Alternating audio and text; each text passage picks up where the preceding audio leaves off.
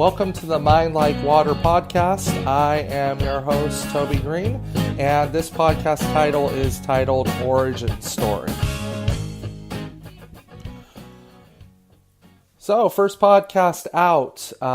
Let's just jump right on into it. So, I've created this Mind Like Water podcast because you try to teach that which you need to know. And I want to teach how to have a mind like water when it comes to doing your work, living your life, because it's what I need to know. So let me just give a very brief origin story to this podcast. It was February of 2018, and without going into detail, and a full disclaimer that for any of you in Peru who are thinking this podcast is air dirty laundry or I'm going to talk and get down to the real nitty gritty, that's not going to be this thing. First of all, this is an audio piece that can be transmitted or used in any number of ways. And frankly, it's not fair to folks in Peru, for folks in our union CWA 7901, or even within SEIU, to put things out there in the world that might be used for general consumption. That's not fair to anyone involved. But I will try to tell this specific instance that helped inspire this podcast. So within CWA 7901, our union, we have the ability to form committees. We have the ability to look at a problem, talk to our president within our structure, and form a committee. It's awesome. And when used properly, meaning when the committee has a very specific purpose, a very specific task that it takes on, it can be amazing. In February of 2018, this is a situation that I was under, which was that I wanted to form a committee. And the committee was for the improvement of morale and purpose. Now, this committee died almost right on the spot, or at least my enthusiasm for it did. And if I didn't have the enthusiasm, no one else would. Why did it die? I received a note that I will attempt to pull up here, that when you're trying to come up with ideas, or you're trying to brainstorm things, sometimes you need an encouraging voice. Sometimes you need somebody to say, hey, go for it. You got this. Go make this happen. Go build it. And then sometimes you receive something that makes you go, why put time into this? Why even begin to start to put time into this? So this is the note that I received, which was, to set up a little bit more context, I had put out a statement, and I put out basically asking folks to submit written pieces or some sort of written piece to say, hey, this is what I'm concerned and upset about. This is how I would see it better. And this was, because I didn't have capacity, this was meant as a way to engage other folks without having to put in a whole lot of time necessary, without distracting from my day-to-day work. I could focus on that and do this as part of Peru on the side.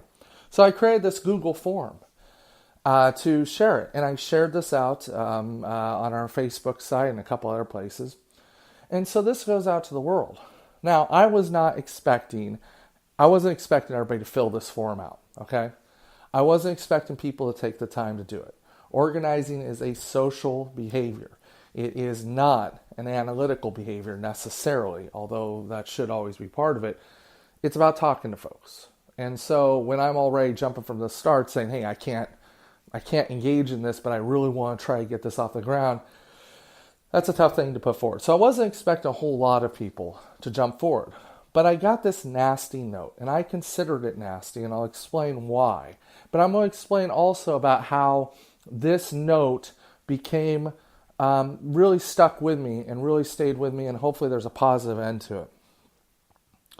So the note was, pick a subject. And I had all these subjects that people could cover, that they could weigh in on and have conversations about.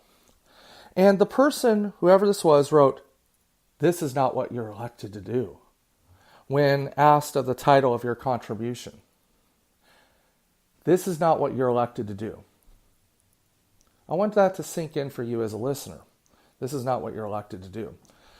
So right away, this put me, because I am at this time the treasurer of our Peru sublocal, this put me immediately on the defensive, that I had somehow done something wrong. Oh my God, what did I do? That somehow I had said something or done something alien. Toby, this committee is not what you ran for. This is the job of the LMC, not your job. Let the LMC do their job. This was the note that I received. Okay. We also elected people to serve on our LMC. So let me reread this because I'm doing this here. Toby, this committee is not what you ran for and is not what you were elected to do. I think you should focus on the position you campaigned for and your duties. We also elected people to serve on the LMC. We did not vote for you to serve on the LMC. Let the LMC do their job. So this is a pretty harsh comment. So you would think that someone who made a harsh comment like this would come forward and say, hey, by the way, if you want to talk, come talk to me, Toby. Here's my name, my info. That person didn't put that down. They didn't say anything. Anonymous note, spiteful, went after me. It hurt. Profoundly hurt. So over the last few months, I've really tried to take that to heart or think about the validity of what they said. And here's what I came to. They're wrong. Whoever this person is wrong, and they're right all at once. Every Peru member, every union member has the right to form a committee and go to work on it. Nowhere in what I was trying to do was going to challenge the LMC or do any of that stuff. Nowhere in there was it going to do that. But this note highlighted something to me, and I thought about the name. And I thought about that there's two reasons that a person leaves a name off. The first is that they leave the name off. Because maybe they didn't want a conflict. They wanted to say their piece and get out. That's probably what happened. But then there's a second thing that's much more important. Maybe they were so busy that they wrote the note and just forgot and just submitted it and said, I'm too busy. I don't want. And that's what highlights this podcast. So taking that negative encounter that took place and recontextualizing it is what this podcast is called Mind Like Waters to do. Because this whole period has sent me on a journey. And that journey is to be able to do my work without feeling stressed. That's what this podcast is about. If you're on the journey, then come along. This podcast is for you. It's also for anyone who's a new hire, who's trying to figure out how to do this work. It's for anyone who wants to do union organizer or participate in the union movement, and you're getting hit with so many issues and so many things day after day that it becomes very hard to manage. So, that's what this podcast is about. This is the origin story. This is the attempt for me to take something that was hurtful and ugly on a personal level, and frankly ugly on a union level, and turn it into something positive and beautiful.